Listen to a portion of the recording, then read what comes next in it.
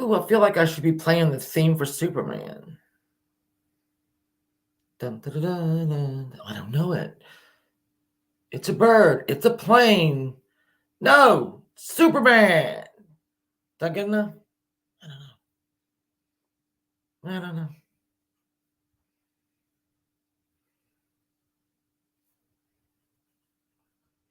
Hey, Liz. Hey, Clancy. Yay, I have two people. That's all I need. Amanda, hello. I should have played the entrance to Superman, I mean, the music to Superman, and I didn't do it. Why didn't I think of that before right now? I'm going to end the light. No, I'm just kidding. I'm going to end it and start it over the right way. The how, my love. Hello, babe beauty. If at any time anyone would like to come up because you either are interested, you know what I could do? I have to use my Google number or they're going to take it away from me. Kathy clocked the house. Hey.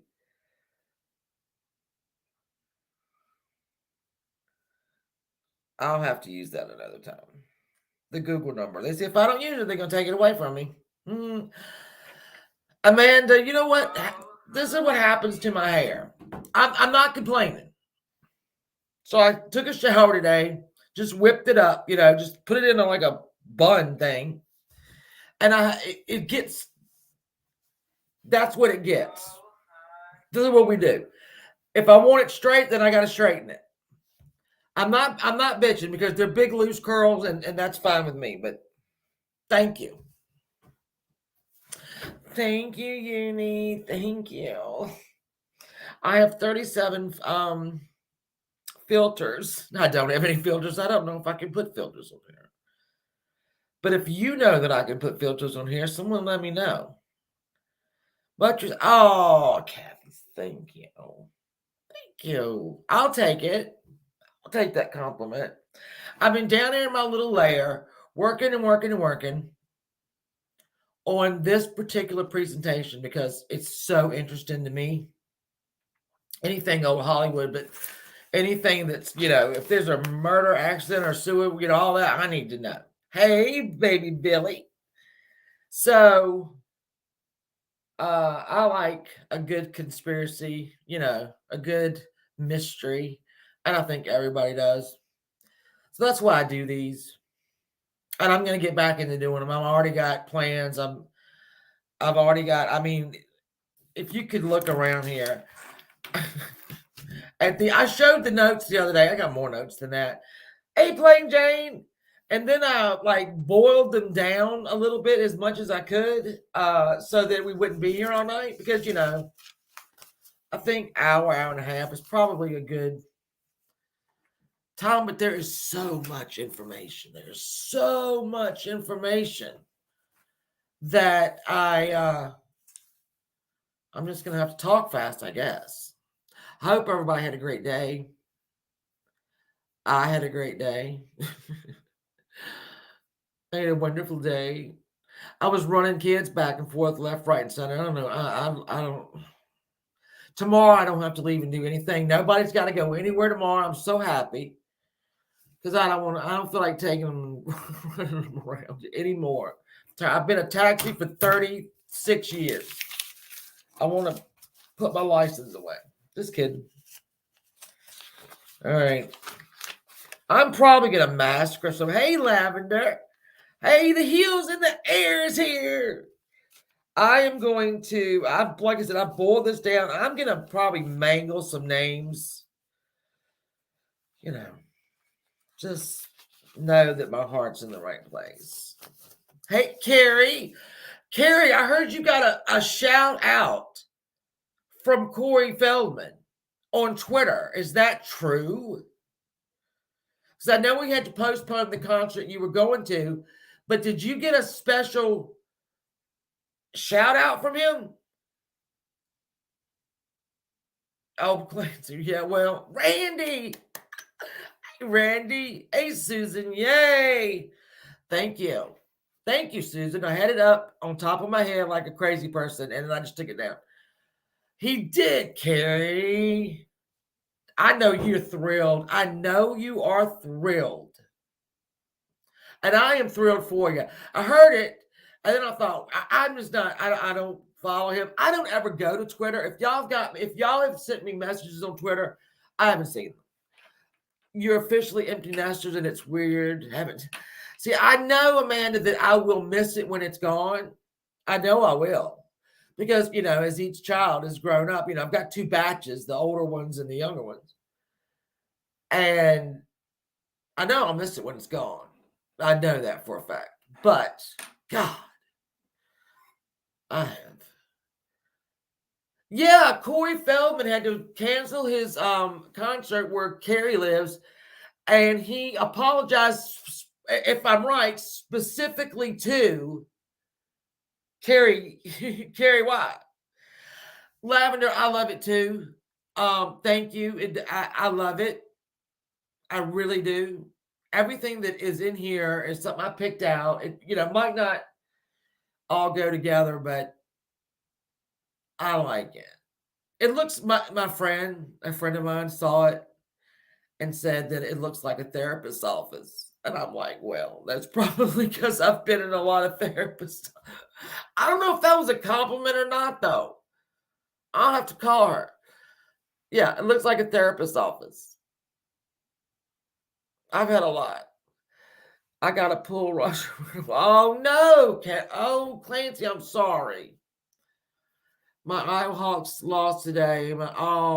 Sorry. I'm sorry. I know college football started up good and all that. I think my son was trying to watch a rained out race.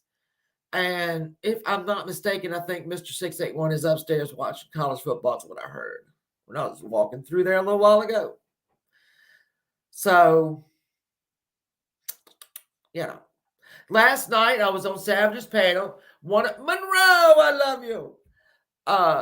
One of my kids called me. So I got off the panel because if they call me, if they know, and she knew it was F It Up Friday, right? So I said, oh, shit, are you watching that? My husband is watching that. So I talked to her on the phone. There's a football game going up the street where I used to go to high school, and we could hear it clearly here. Well, I don't know if there was a wreck. I don't know what it was, but our power went out.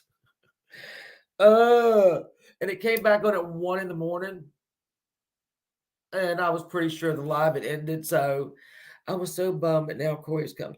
And he's going to come straight to you, Carrie. He's going to say your name there, and he's going to give you a big hug and a kiss and a picture. I hope.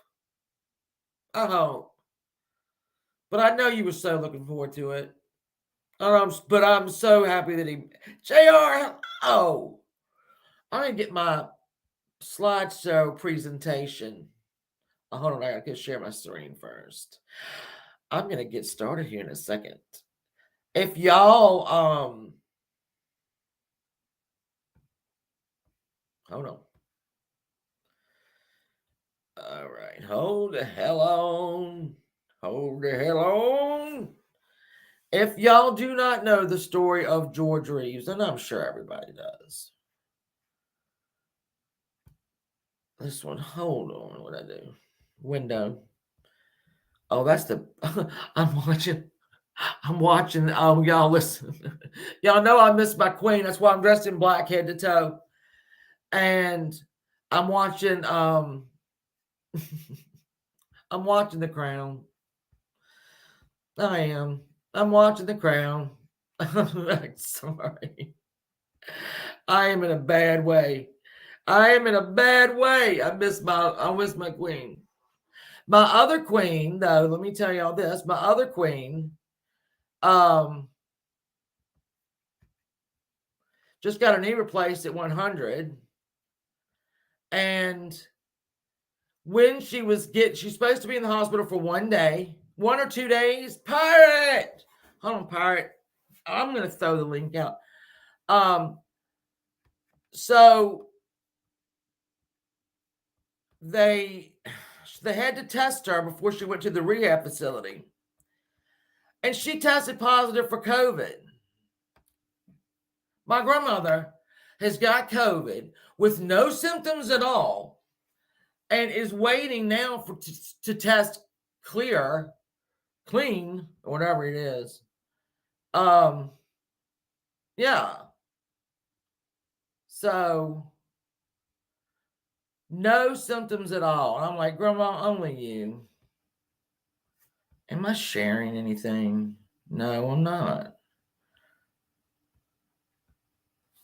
Hold on, I'm gonna figure this out. My Chi Chi. Oh, Randy, listen, my grandma. Hey, curious. Hey, my grandma. Don't worry about her. She'll be fine. Worry about yourself. Don't worry about my grandma. She will be just fine. Oh, what? Did I not drop it? I dropped it. There it is up there. All right.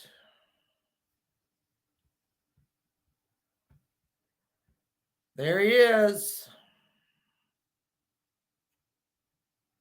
Wasn't he handsome? Wasn't he handsome? There I am. Hey, Becky, we haven't started yet. Sugar cane. You know what? Actually, Liz, do you want me to tell you the absolute truth?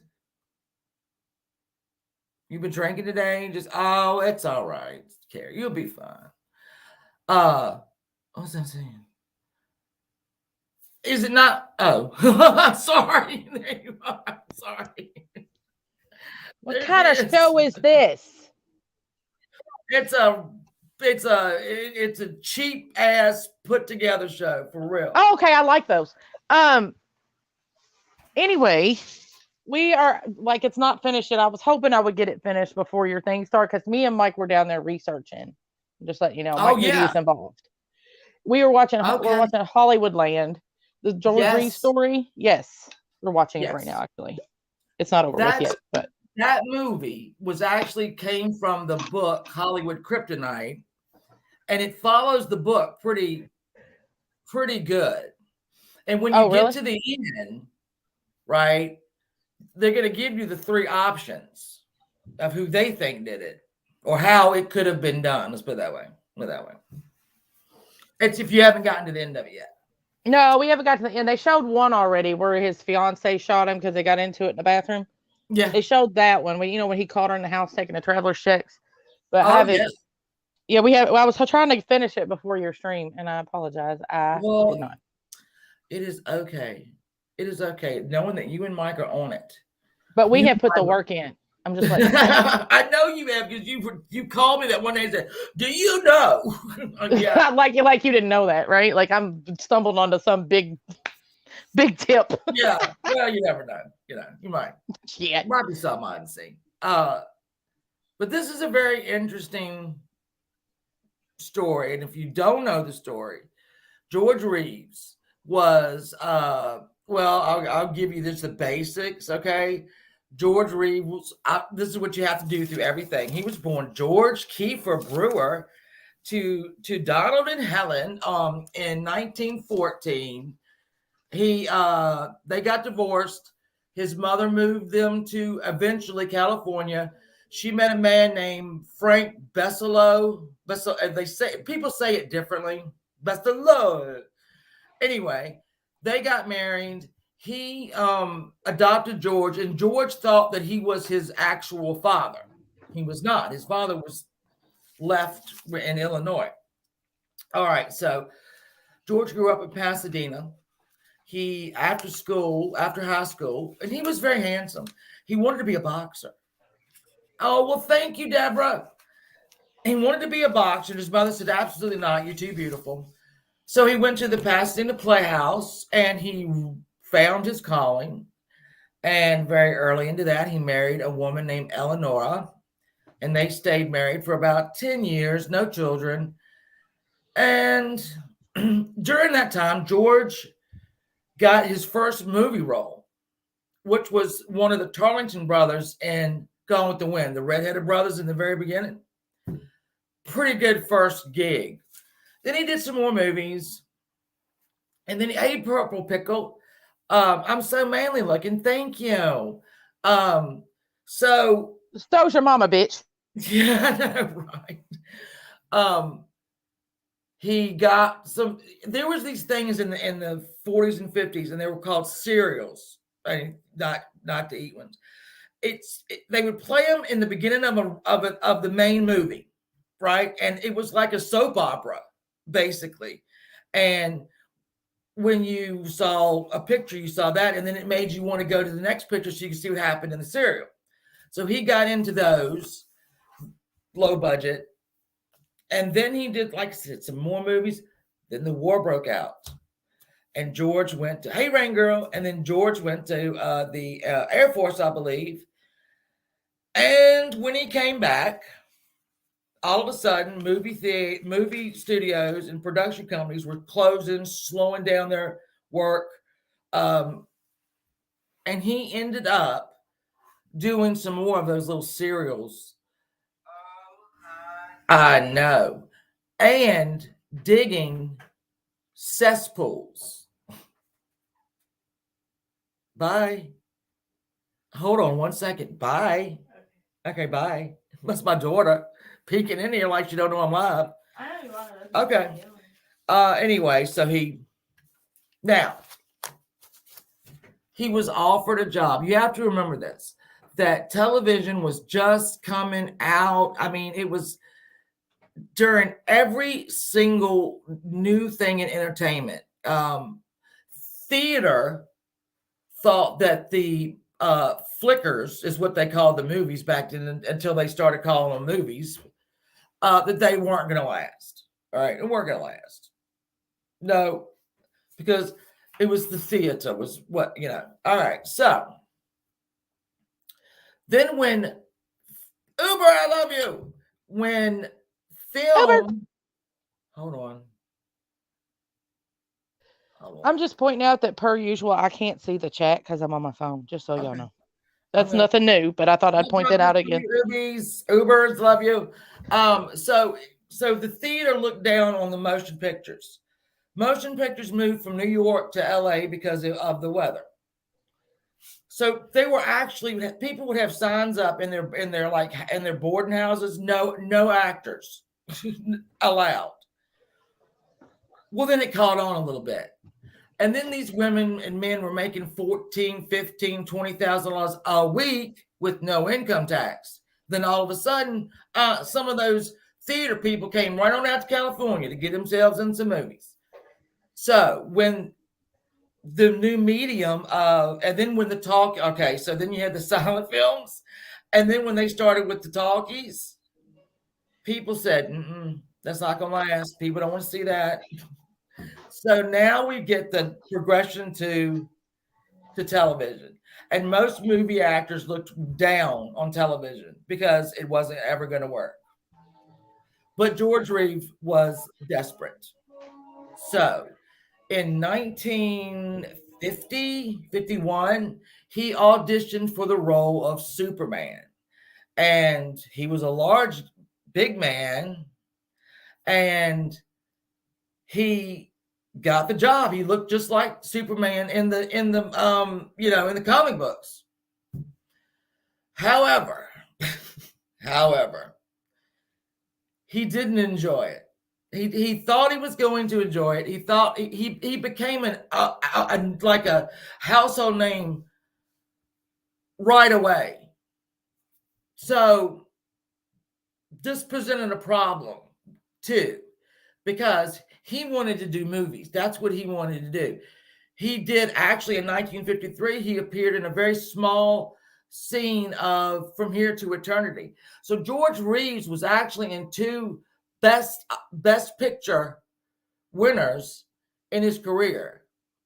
Not anybody. I mean, they weren't huge roles, but he was there. He was in them.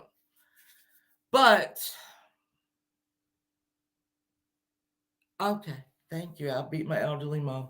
Anyway, so he had done a couple of these seasons of this show. Things that happened to him while he was in the show. Let me see if I can pull them up. He got dropped at one time at least 10 to 15 feet. More than once got dropped, on his little harness, dropped him. he crushed his God, he crushed his shoulder. He kids when he would go on these, can you imagine? He was going on all these tours dressed as Superman, right? Kids adoring him. All he wanted to do was make a movie. But he became very no, he didn't become very successful. That's when you enter Tony Mannix. Tony Mannix was the wife of one of the famous fixers in Hollywood, Eddie Mannix. And she had been a Ziegfeld Folly girl. I think she actually appeared in the Ziegfeld Follies. But what she was known for was being Eddie Mannix's mistress. So, let's see. I think we'll talk about Eddie's wife, and then Fiddy, I love you so much. Where you been? So we have Eddie and Tony had been together a long time through his marriage after his wife's death, and then he finally married her I think in 51. Around the same time, she started seeing George Reeves. Now I'm gonna go to my little thing here. I'm gonna go to my little. If Roger Brown keeps coming in here with his nasty ass shit in the chat, will somebody just block him? I can't see it. Is it him? I mean, I'm sure it is because he's been run out of everywhere this week. So, I mean, Roger, I mean, when you get run out of Jimbos, there's really nowhere else to go. I'm just saying. You said it. You said it. He also Jamie ran off like I don't know. I don't give a shit. Who cares? Go take a shower. Right. There's Tony and Eddie Mannix right there. She's quite young for him. Right? Is everybody seeing that? Hold on, let me look at you. Hold on. You know I got this. I got to make it big so I could see. I know. Oh. You know what? The actors that got to play them in the movie look really. Yeah, they do. Do you see this, Mike? George. This is George and Tony had a like 8 year affair, but it was public knowledge. Eddie, Sam. There's Sam right there. I know Mike knows who Sam is. So it was a type of relationship where he had a girlfriend who was Japanese, didn't speak a lick of English. All right, and I'm sure Pirate can tell you they went on dates together, double dating. They went on trips. Eddie and Tony would be in first class, but George and the Japanese girl was in the back in coach. Tony bought George his home. She bought him his cars. Here's one of them in color. Now she was 10 years older than George was. And here's the home. This is the home right after the death. You know what surprised me though, Shannon, about him dating that Japanese girl?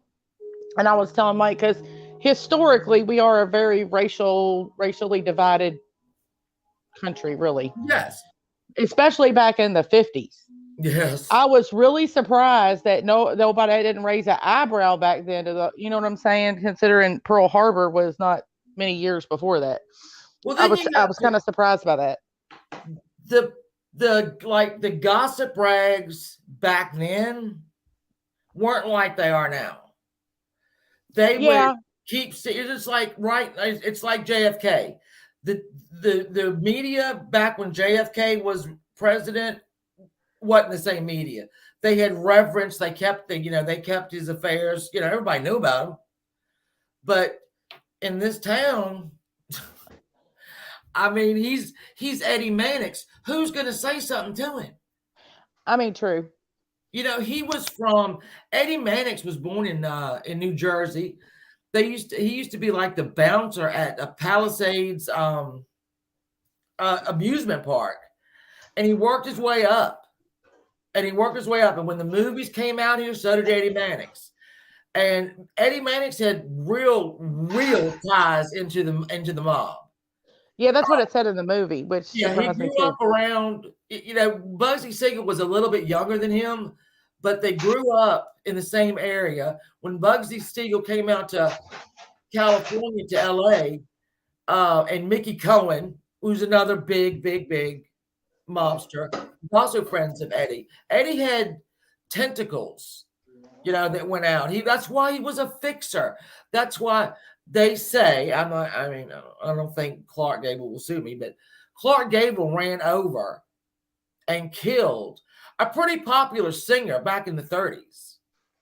And Eddie Mannix fixed it, where one of the guys that worked in his office copped to that and went to jail for it. I wonder how much money he got for that. I mean, I don't know. He was also there when Paul Byrne, who was Jean Harlow's husband, was murdered. He was there in the house before the police trying to find shit, and he pulled out a piece of paper from something, and it looked good. He said, "Oh, here's a suicide note." Okay. So that death was called a suicide. And they even went on because Paul Byrne was really popular with all of them. But they let the story out that he had a infantile penis and he couldn't have sex and all that. That wasn't true. Wasn't true. So yeah, I mean, Eddie was let's talk about Eddie's first wife. Eddie's first wife, they were devout Roman Catholics. And they had been married around 18 years. She had followed him. Obviously, they got married on the East Coast, went out to the West Coast. She was a dazzling, hostess and threw parties and whatnot. But she knew Eddie was screwing around on her all the time. And she just kept turning, it's because they're of their faith. Well, in 1938 or whatever, or 1938, 19 whatever, she said, no, we've been married 18 years. You've been screwing around me the whole time. I ain't doing this. I'm divorcing you. She went to the lawyer, and they drew up the divorce to file. Well, before they could file it, she had an unfortunate accident in the desert near Palm Springs, and she died. And there's two stories to that. And yeah, there's two. The man that was driving almost died, but the first story was he had a club. He had a club that was near Palm Springs. And she had been out there playing bridge or whatever. And he said, "I'll take you home." And she said, "Okay." So they got in the car. The first story was that he saw there was a car that had pulled off and was stuck in the sand. And that there was a tow truck trying to back up to it. And they both had their lights in his eyes, and he flipped the car. That was story number one. He almost died. Like I said, he had to get his heart stopped. They got him to a doctor that lived in the area. He had broken bones. She was caught under the car. Now, the second story that he told, because he told two, was that he was going around another car to pass him, and he lost control. That's two really different stories. Yeah. Way different stories. So those are the two stories. If I'd gotten one more week, I probably could have found your third or fourth story. I don't know. But so that's going to be important in a minute. So George and Tony. Let's see. I'm going to show some more. She bought him this house, right, that we're seeing. Here are some of the cars that she bought him. A 1953 Alvis and the 1957 Jaguar. They're going to become very important in a little while too. Now, let me see. So around 19, and now again, Tony and George are like a married couple. All right. They throw parties. She bought him the house. She bought him the car. She paid his bills. She paid his liquor bills. She paid everything. Here's another picture of, let me see, maybe not. I just learned how to make a slideshow. Mm-hmm. Don't act jealous. Oh hell, we are in trouble now. Don't act jealous. Maybe I don't have another one. All right. So around let's see, no, let me see. Somewhere between August and October of 1958, George and Tony broke up. Probably he broke up with her. Don't really know. They had plans to marry as soon as Eddie Mannix had died. He'd had 2 heart attacks that year. They had bought land where they were going to build a house further down Benedict Canyon Road, and they were just waiting on him to die. And Eddie knew they were waiting on him to die. He didn't care. I mean, he'd be dead. But for whatever reason, somewhere between August and October, George and Tony broke up. More than likely because George just just Being had, a raging alcoholic. well, he was. That's enough. Thank you for saying that. He was a very heavy drinker. He every year before when their season of Superman started, right? He would bring everybody in. He would make martinis and say, "Welcome to the bottom of the barrel." I mean, he wasn't happy in his role. He was a drinker. He was on pain pills, really very strong pain pills, um, and he just wasn't happy. He Superman had finally come to an end, and he was, very happy about that. He was going to do some exhibition judo and boxing matches. Um, there was I mean, you know, so I guess he just figured, hey, listen, I'm just going to make a clean sweep. So he breaks up with Miss Mannix. Well, some things started happening. There were a few questionable car instances, and I think we all know, because mind you, Tony was absolutely devastated at this breakup. Absolutely devastated. And here's where some information is not true. All right, so they say that people try to lump in these 3 accidents together, like they were really close together and they were near his death. There's not. One time he got in between some cars on the interstate, not cars, some trucks, and they were kind of like batting him back and forth in his car, Um, Oh, and, but that happened in 1956. It didn't happen in 1958 or 59. The second thing that happened to him is that a lumber truck rear-ended him on the highway. He actually sued for $500,000 on that one. And then you have you got another one. You got another one, but I'm not going to talk about that one right now. So, I don't. People think that was Eddie trying to send him a message. In 1956, everybody was happy. So no, it's not true. I kibosh that. Let me get back over here to y'all. There we go. I'm sorry. I've been over there not seeing y'all. Hey, Miss Christie. Hey, Mom. Hey, Mom Bun Mafia. I need to join that. All right. So now we have. Thank you, Google. Welcome to the screening room. George goes to New York. He's looking into television, another type of television, and radio. And he meets Leonore Lemon. Let me find a picture of that hag. And I say hag because she is absolutely awful. I do not. And let me see. Here, we'll just do this one. Look at this one. Look at that one. Ah, Okay, so let me give you some background on Leonore Lemon. She was, they called her a socialite because her father was a very famous Broadway ticket broker. I don't know. She was part of the Cafe Society. She was a party girl. She admitted that. And back then, party girl didn't mean what it means now. It means you drank and you screwed. She admitted it. She was in love with one one gangster that didn't work out well. She had married the great great grandson of Cornelius Vanderbilt.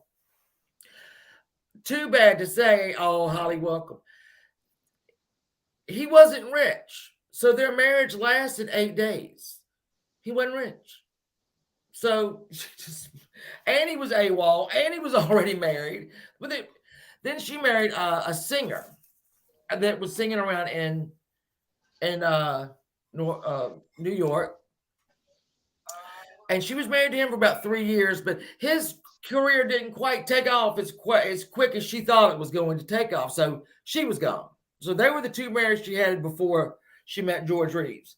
She was the first woman to ever be kicked out of the Stork Club for fist fighting. Oh, she was bowdy bowdy then. She admitted she was like a terrible drunk. And drunk is what she was a drunk just like George. So George meets her. George falls in love. George brings her to California. He puts her right straight in the damn house that Tony Mannix bought. What? Well, they become engaged after 6 months. They hadn't even been dating 6 months. Thank you, Lavender Sunday. They become engaged. Oh shit! Let's get to some of those. See there. Look at that picture. Look at her. There's one picture here that is absolutely this one. Oh my God! Look at her face.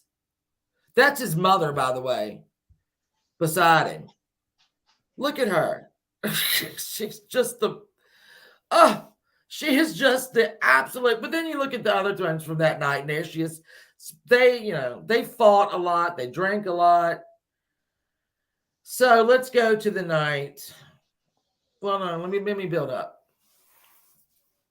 Tony, when she heard about Leonore, was she was already devastated, beyond devastated, beyond devastated.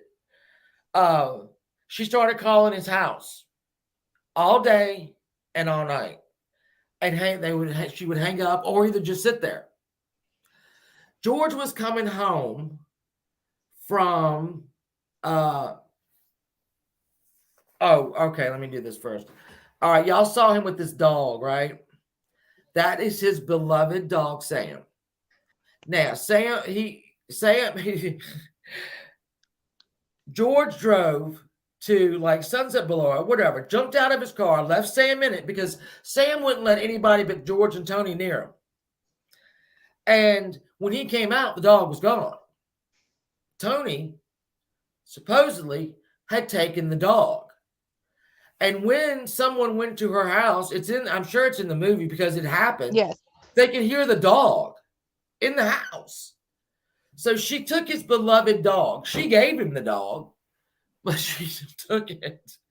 So George is coming home from town in his little Jaguar, and all of a sudden George doesn't have any brakes, and we're on Benedict Canyon Road, which is very windy, and he ended up hitting an embankment or cement we don't know. He got 57 stitches in his head. Had to be in the hospital for a couple days. It messed him up. So when he went, they took the damn car back to the garage, and the mechanic said, "You don't have you have no brake fluid in here. Somebody cut your brakes." Oh. Yeah. Now, who could have done that? I don't particularly see Tony Mannix crawling up under there and cutting them. And I don't particularly see Eddie Mannix being in a wheelchair with 2 heart attacks, crawling up, and somebody went up there and got it. So George was on pain pills for that and drinking. So then he decides, listen, I can't do this anymore. I'm going to have to go to the city attorney, and I'm going to have to, let them know that people are calling, somebody's calling my house, and I'm pretty sure it's Tony Manning's. So he does that. And hold on, let me find the letter. It was a snippet of the letter. The city attorney ended up writing her a letter that said, listen, I'm going to paraphrase for all of you. George Reeves was just in here and said that you have been calling his house day and night. You can't do that. If you continue to do that, we will have to bring a criminal action against you. She didn't answer it. She just said, like, whatever, So we get to that night. We're going to get to that night. We're going to get to the night of June 15th. They have a guest. Leonore and George have a guest in their home. He is a writer, and he is doing a book on on the guy that George is supposed to fight. And then after that, he was going to do one on George. And his name was Condom. I kept calling him Condom. So he was in the home. They had been drinking and fighting all day, right? He did not go to Chasen's with them, which is a restaurant. They go to Chasen's at 8. They get back about 11. All right. So, George, there was a policy at their house, and I will show you. You wouldn't be able to see it now, but if the front light was on, if that porch light right there was on, no matter what time of night, that meant they were up and they were drinking and come on by. All right. So let's go to let me see the best one to go to. Let's do the house. Here's the house. Can everybody see that well? Do I have to? I know it's probably hard to see. But George, they come in. Now, if you look, this is hard to do, but if you could, over here in purple, that's the den.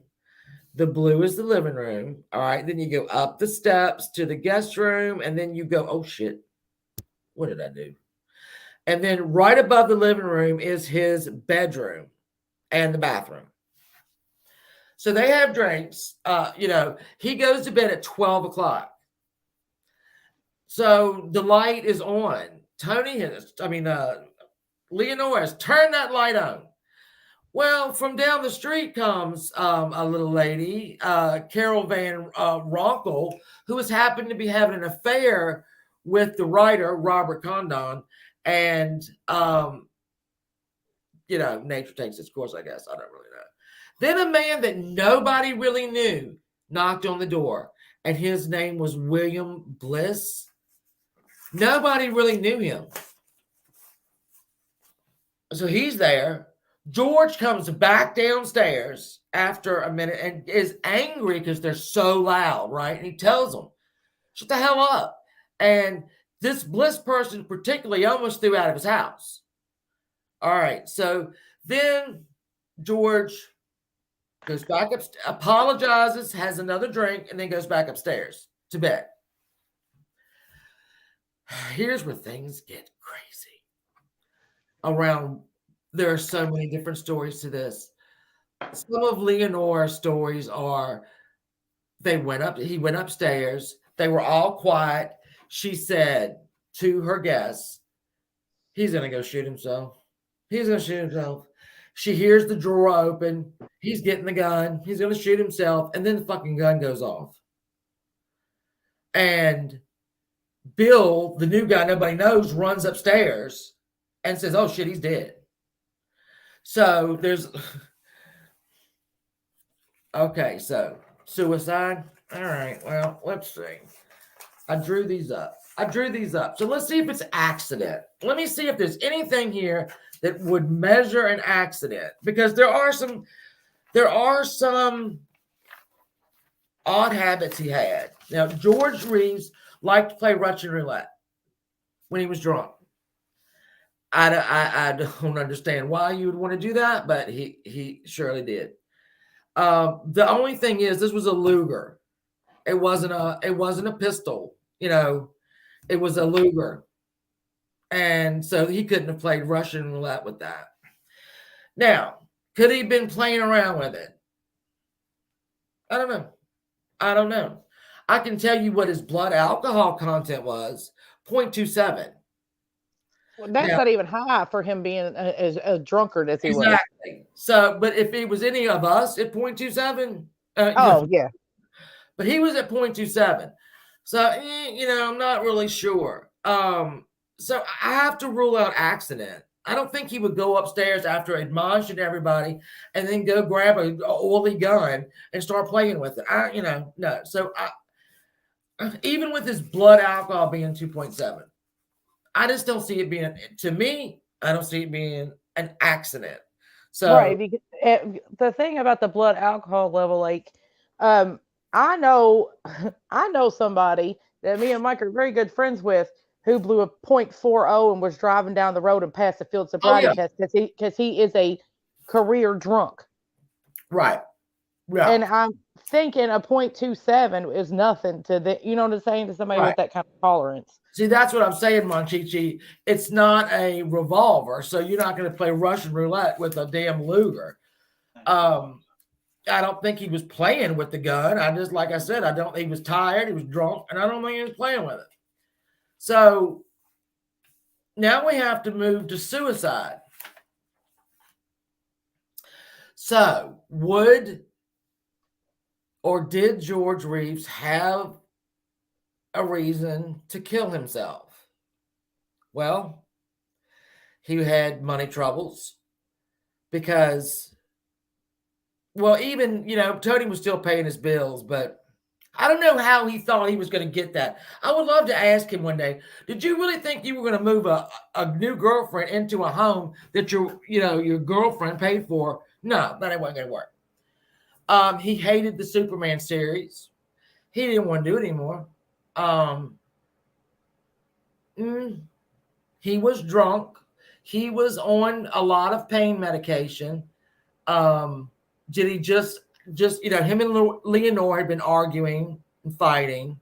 They were supposed to be married on Friday. This was a Tuesday morning when this happened. This is 1 o'clock Tuesday morning.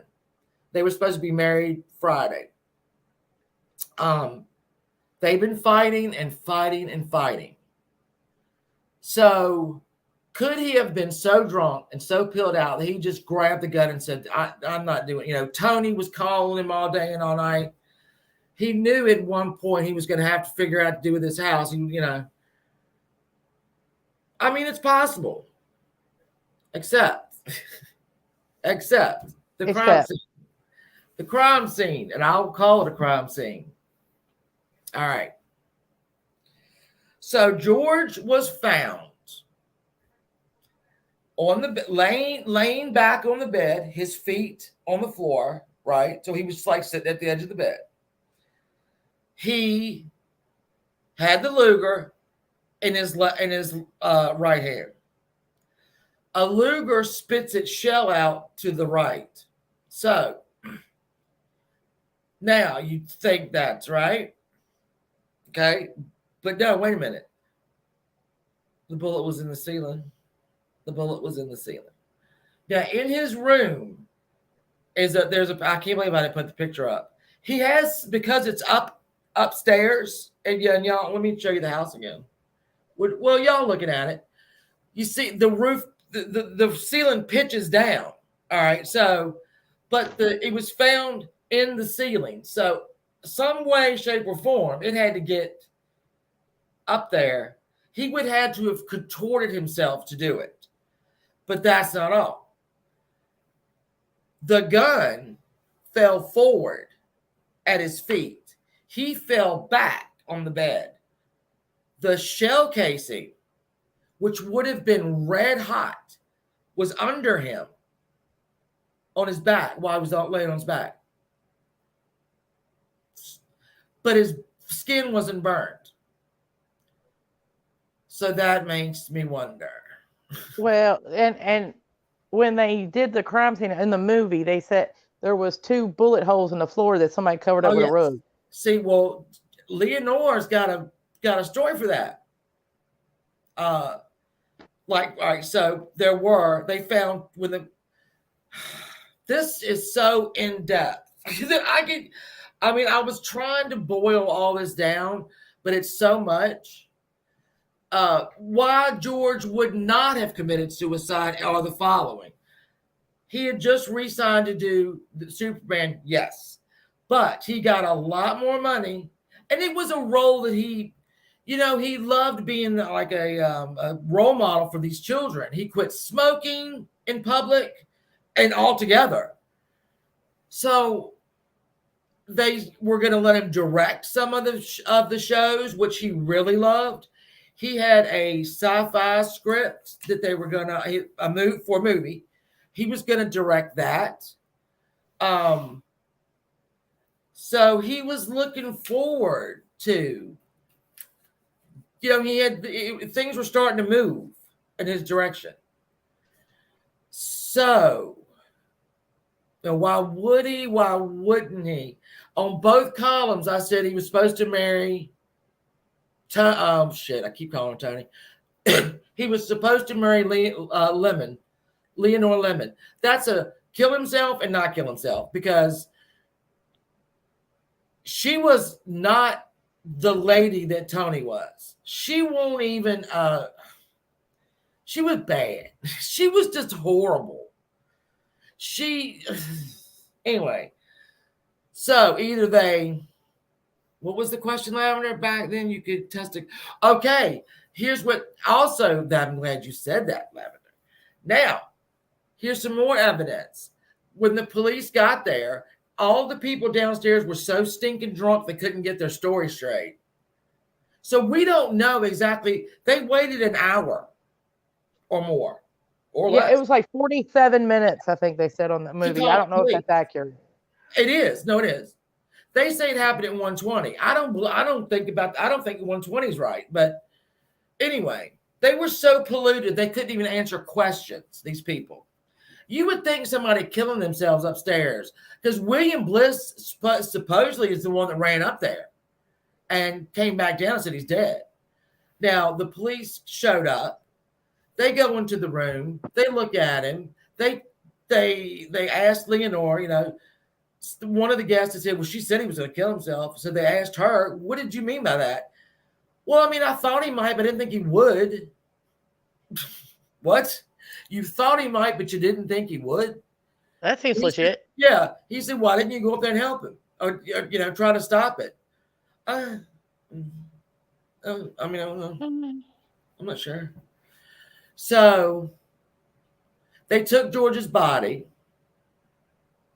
They didn't do any crime scene at all. Not even one. Not nothing.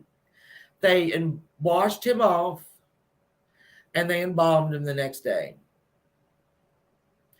Enter Helen, his mother. So they didn't. But the police in the police report, which is so hard to read. I tried to get it to where y'all could see it. It's so hard to read. Noted no stippling, no burning on the head, on the entry mark.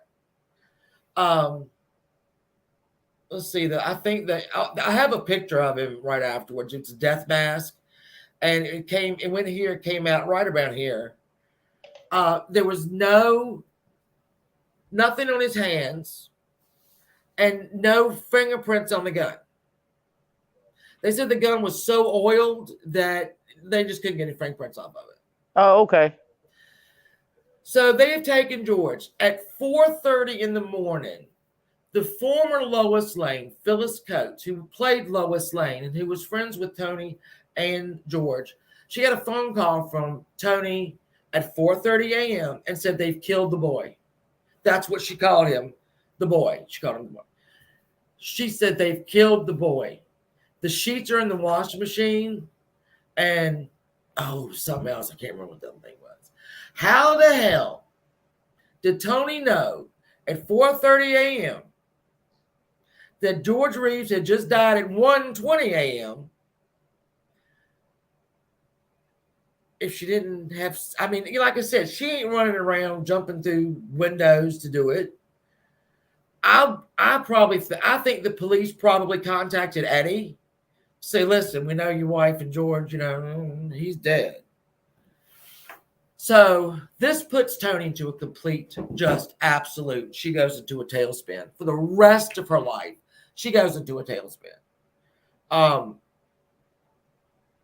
Leonore, Leonore breaks the police seal on it. Her excuse was, "I'm going to get a cat and lunch meat." Yes, that was on in the movie. Yeah, and what she did do was go up and get the $5,000 in traveler's checks that George had bought because they were going to go get married in Tijuana and then we're going to go to Australia for 6 weeks where he had a scheduled tour as Superman. And he was going to make a lot of money off that. So she went and got that. Now, so we have no crime scene photos. A state of disorder. We got no crime scene photos. The police find 2 extra holes in the floor. Now, mind you, what's right under his bedroom, his living room? All right. So they asked Leonore Lemon, how did they get there? Oh, well, I was playing around with the gun yesterday and did that, one of them. Okay. And she couldn't really remember when the other one got there. So they were just, I guess, sitting around shooting guns the day before. I don't really know. In the house. I mean, that's what I do when I have a couple drinks. I like to get the old weapons out and just. Yeah, I do too. Oil them up and just see what happens. So Tony ends up getting the guy that played Jimmy Olsen in Superman. Again, they were friends of both. They went into the house because she owned the house. And, she owned the house. Tony was hammering little prayer cards over the holes, right? That the gun had made. So enter Helen. Mama Helen said, "Oh, no, no, no, no. My son did not kill himself. You better check him again." So they did another autopsy a couple of weeks later. And while they did find bruising of the head and body that they didn't catch the first time, they did not change the cause of death. She wasn't happy. Yeah, 2 holes in the floor and 1 in the ceiling. The one from his head went in the ceiling over. I'm leaving a lot of stuff out so y'all can go to bed early tonight. We'd be here all night. So it's a lot. It is. It is so much. So Helen basically is just hauling his embalmed body everywhere. She took it back to fucking Cincinnati for She also got the lawyer, Jerry Geisler. Jerry Geisler was the lawyer in LA that stars went to when they got into big trouble. You called Jerry Geisler. So she gets, and in Hollywood land, there's a detective. She did order, she ordered a detective. She got a detective. He went and looked at all this stuff. Jerry Geisler went to court and said, "Listen, we're going to have to, we're going to have to look at this body again." They looked at the body again. Jerry Gessler was happy with that and satisfied with that it was suicide, and he quit. There was no more to do. At some point, Helen, while still believing that someone murdered her son, for whatever reason, was willing to let it go. I'm just going to let it go. We'll just, we'll just cremate him. We'll put him in an urn that has TV Superman on it, which is probably not what he would have wanted. And I'm just going to let it go. Now, you say, what happened to Leonore? Well, I'm glad you asked. Leonore during this time, hold on, I have to have a sip of drink. Leonore, she was busy, but she wasn't in LA very long. In fact, hold on, let me see. Let me see what this old hoe is. Leonore, hold on. Here's a picture of Leonora and a policeman escorting her out of the home. Um, this is when she had to get cat food and lunch meat. Lunch meat.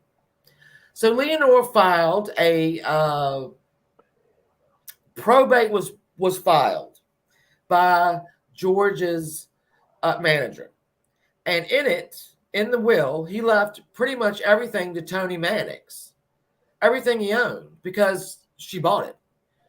And Leonora said, "Oh no, there was a second will," and they were like, "Well, produce it." Well, I don't know where it is. They want me to go back in the house. I can't. I don't know. She's closed the house up. So in the papers now,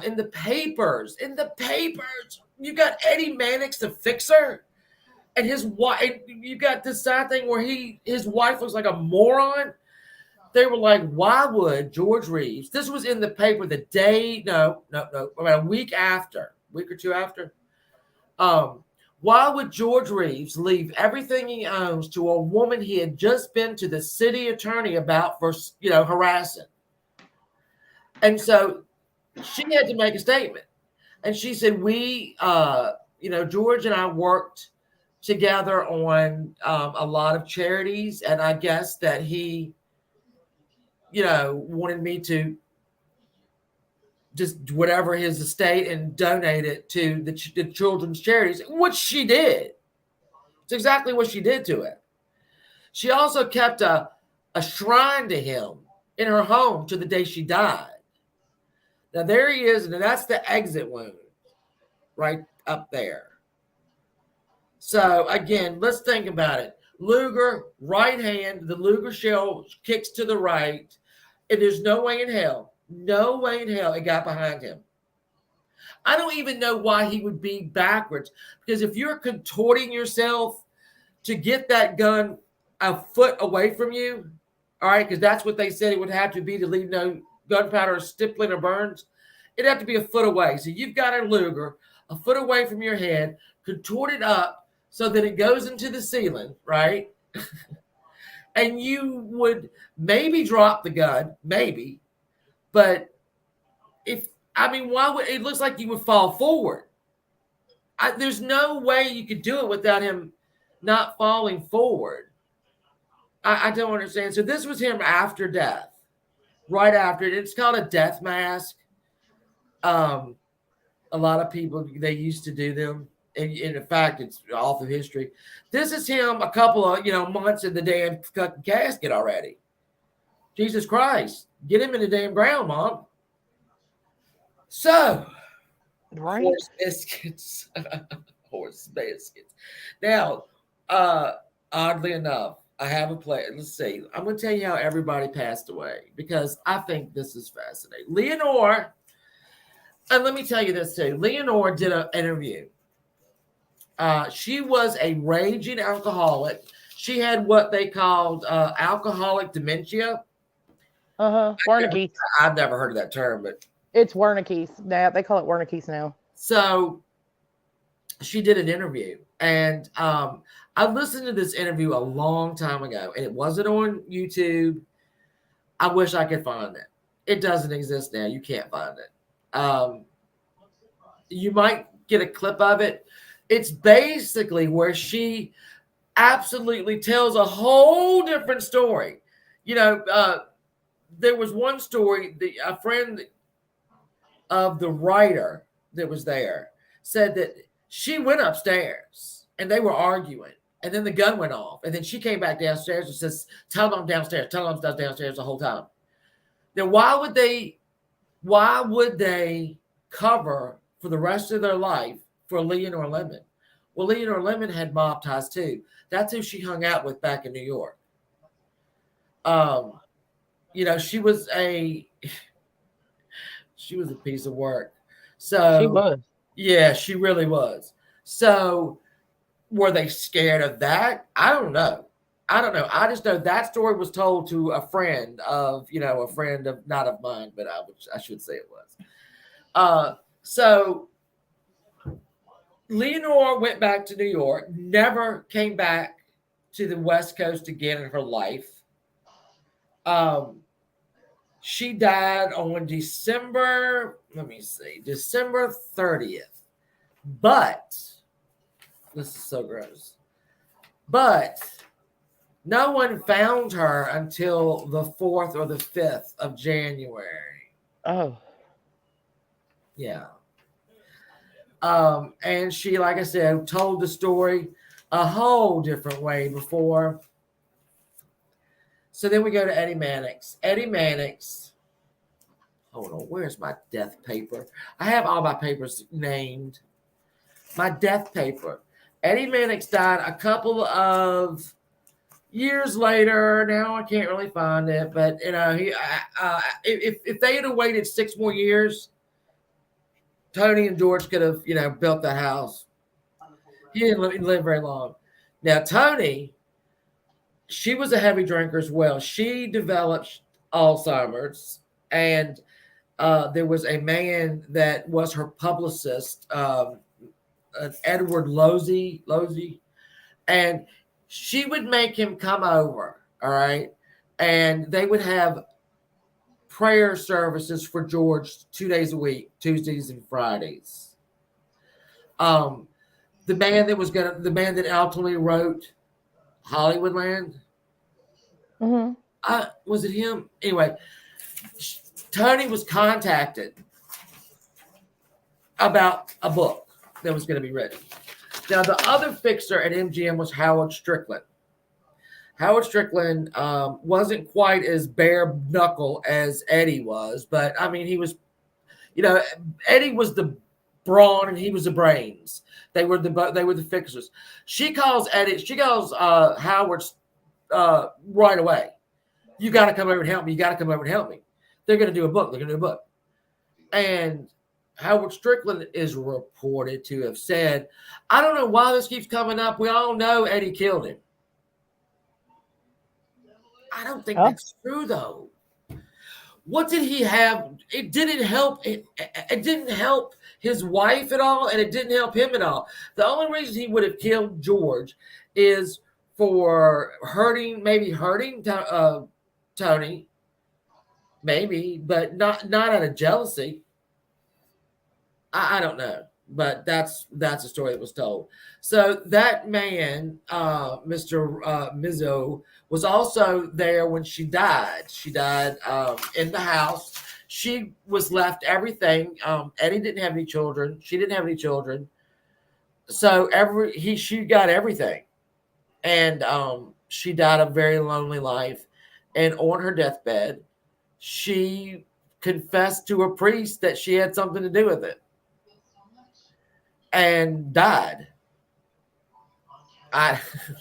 There are theories that when George was downstairs, somebody got to dart around. But I showed y'all the layout of this house.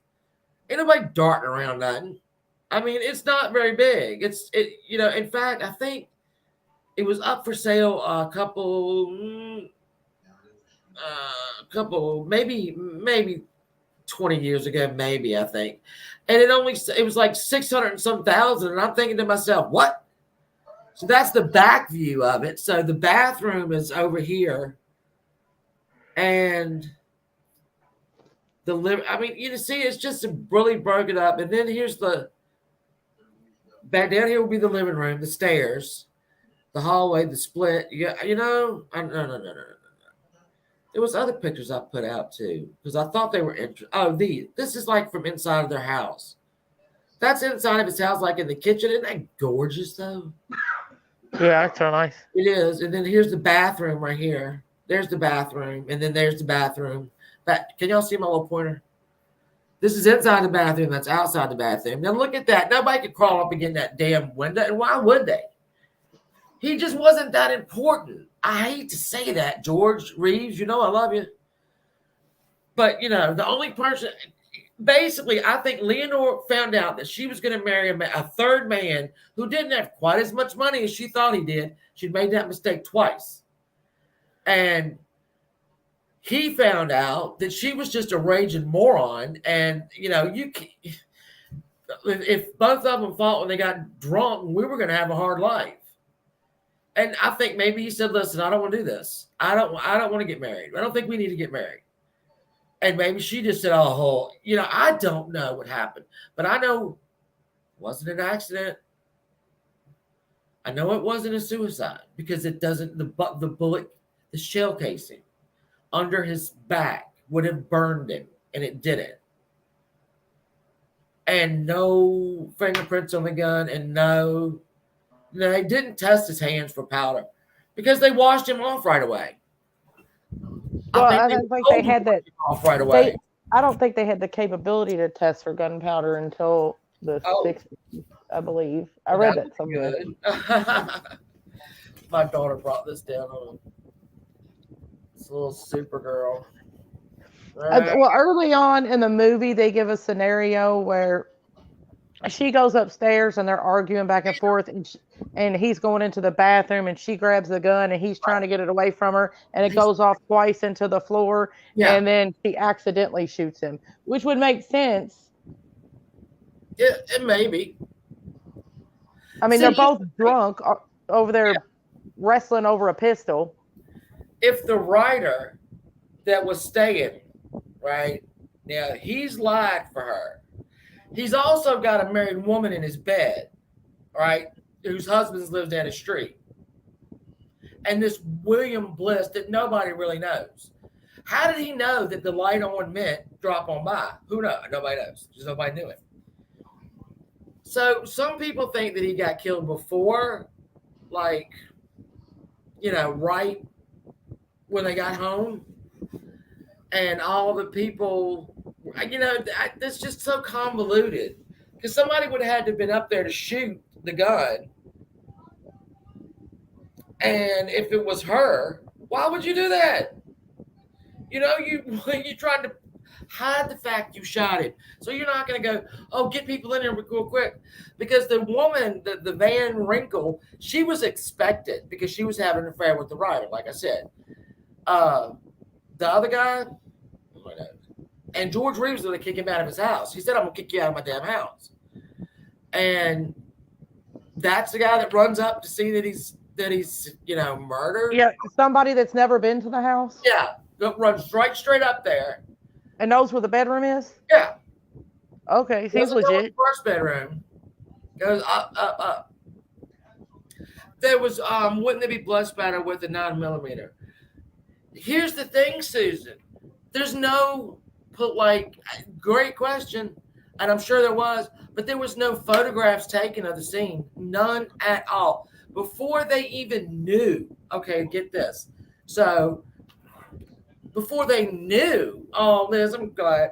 Before they knew it was a suicide, they already weren't going to take any pictures. That doesn't make no sense.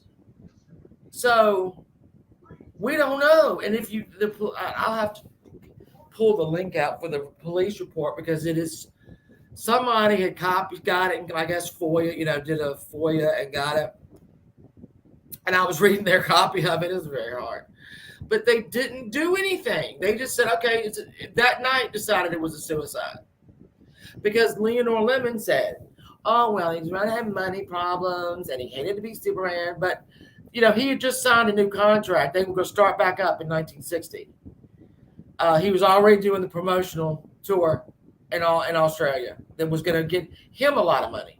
He was going to make a lot of money off that. So you got this drunk girl, four drunk people saying they commit suicide. The police were like, seems all right. Okay. Seems legit. Right, seems legit. All right. Yeah. We'll write that in police. We're sorry. We'll get out of your hair. Drag him on down the steps. I don't think so. I think in my opinion, Leonore Lemon killed him. Oh, I agree. In an accident, Maybe. it might have been a drunk fit. Yeah, they said, okay, Susan, so one person, and this was a very talented writer, I'm assuming, because they said that when they were explaining the body, that his blood was running under him like Superman's red cape. And I thought, wow, that's crazy. But, I mean, what a great metaphor.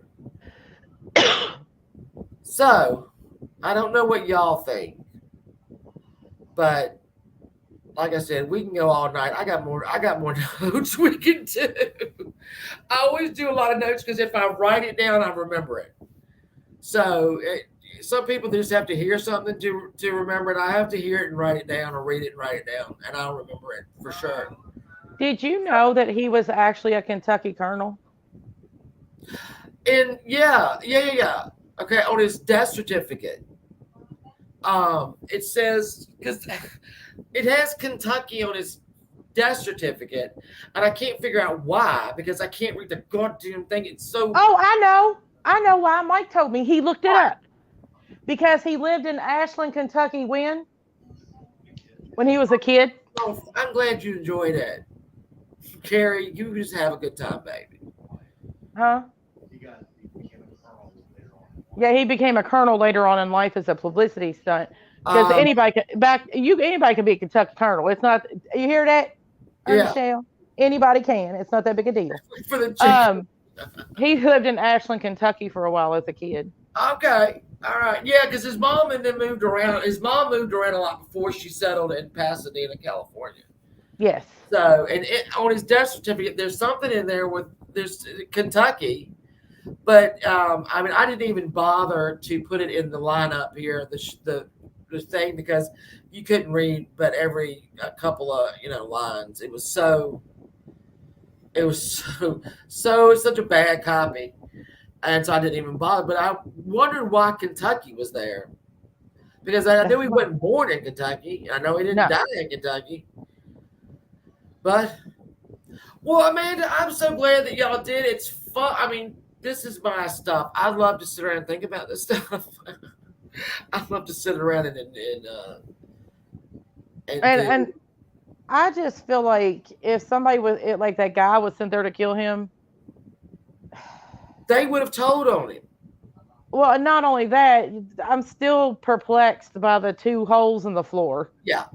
Well, because that seems to me like somebody was fighting over the pistol. It went off twice, and then the third one was the kill shot, I guess.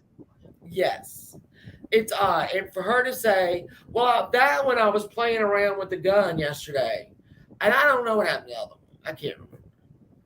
Because they did ask. So, but, poor Tony had to, I don't know. I don't know if she confessed because she just felt guilty. I don't know why she confessed. I don't see Tony Mannix sitting up there waiting on him and then being able to get out of the house. No. I don't think so. So, and I don't think she would have done it anyway. She was in love with him. I mean, would she kill Leonore Lemon? Absolutely. She would have done that in a minute if she could have got her. Oh, yeah. But well, I mean, think about it. Is Leonore Lemon the type of woman that would pull a gun on her fiance pissed off? Yes. She's probably done it before. I mean, I hate to speak ill of the dead, but she was a right pig. I mean, she was. And when I can remember so many years ago listening to that interview, and the way the guy had the mic or something, like, I don't know if she knew it was there or not. She was just spilling her guts, drunk as a fart. Mike is over here telling me that he looked up Leonore Lemon and she got remarried when? She did not get remarried. Oh, what? She was involved with a jazz promoter musician. Yeah. He died under weird circumstances. I'm saying. He provided for her till her death. He provided to her till her death, but he died of apparently a suicide. Yeah. It was under suspicious circumstances. That's all I'm saying. Leonore, don't believe the hype. That's all I'm saying. She was awful. Oh, I do, Becky. I just hate her. And then when I watched Hollywoodland years ago, I hated the actress that played her, and I still hate that bitch when I see her. Same. And it's, she was so horrible. God, she was horrible. But, that's my presentation for tonight. uh, if you want to research this, it's really kind of fun. If you go down a rabbit hole that just never stops, it just never stops. You think you got it figured out, and then you'll read something else. And I read a lot of newspapers from that time. I remember the day after his obituary, the day after, the week after, the month after, whatever, and you would read something else. You'd be like, whoa, whoa, whoa, whoa, whoa. I don't know about that. Then you got to go back to the beginning and try to figure out what that was. Right, like you're like, it don't sound right. Hold Yeah, on. yeah. So it was, like I said, I have fun doing these because I don't know. I just do. I just do. So I don't know what the next one's going to be, but uh, I'm glad that Mike Moody and Hollywoodland is the movie, and it's a really, it's a good representation of the book. If you, it's because I've read the book and then I watched Hollywoodland, and they're good. Well, thank you, Becky. It was a good movie. Yeah, it was a good movie. Ben Affleck is, pretty convincing and all that, and it's a good movie. I suggest it. Sure, I do. And then when you go back and read all this stuff, and you're like, oh, Yeah. But see, this is a lot. This is why I love old Hollywood, because this is what so many stories are. There's one, I've done one, and I might redo it again, about Thelma Todd. She was a big star, and she was found dead in a running car, or it wasn't running anymore, but she found in a car in a garage. They called it suicide, but it wasn't suicide. It wasn't suicide. I mean, it wasn't suicide. So, I mean, I've done that. I'll do it again. I think I'm going to do the Black Dahlia again. I think I'm gonna do. I gotta do Marilyn Monroe. I gotta do my girl. I don't yeah. know. But there's been some recent like speculation, I think, in the last few years on the Black Dahlia thing. They found some additional evidence, or I don't Yeah, remember. they- I I heard it in passing, so I don't I really thought remember what about it was. Natalie Wood, Rainwood, Rain Girl. I thought about Natalie Wood. That's a good one. And Dorothy Kilgallen is it one that me and Uber were going to do together. And I ran off to the beach and lost all track of time. And because that's another one that no, something's not right. You can't tell me. Is it on Netflix or Hulu? I don't think it is. What? Hollywoodland.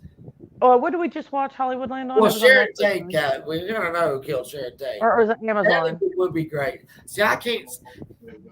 Y'all know when I get my like little kick on these 70s shows or 80s shows. I tried to watch Heart to Heart. I can't watch him. He's a murderer. Yeah, it's on Amazon Prime. That's where we watched it at. Amazon Prime. It's a really good movie. Really, really good movie, and it is absolutely representational of the book. A lot, some aren't at all like the book. That one follows the same lines as the book. It was worth $3. $3, come on. Yeah, it was like $2.99 to rent it. And then if you want to come back and discuss your theories on it, we'll just do it again. I don't care. How about that? Put this fucking hair up. It's driving me crazy. All right. Well, it's been, let me see, an hour and 24 minutes. Pirate, I thank you so much for jumping up here. No problem. Me and Mike did research. And I thank everybody for showing up and listening to my version of this story. Now, And as y'all we're see, going to do Dorothy, right? We got to do it. plus I wanted to show people that I don't always yell and scream and curse. There you are. See, she doesn't.